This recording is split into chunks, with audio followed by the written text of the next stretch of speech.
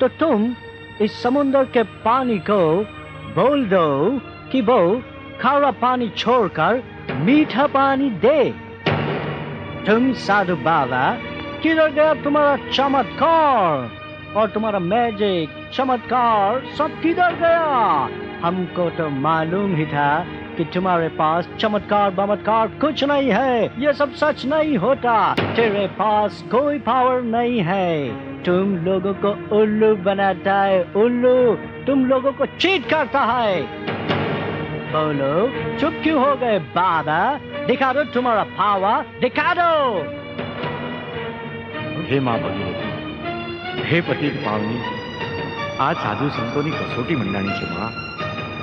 तू जेम शंकर भगवाननी जटामां प्रवेश पामी थी एम आजे मने प्रमाण दे मां। आज मने प्रमाण दे। जय सियाराम।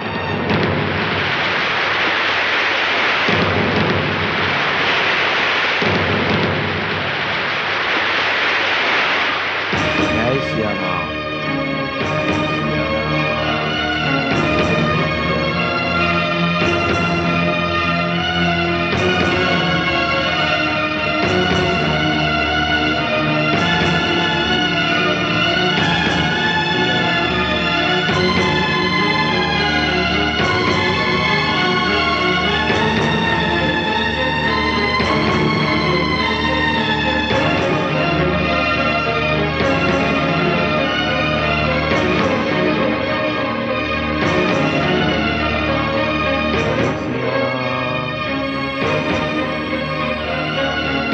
जय सियाराम।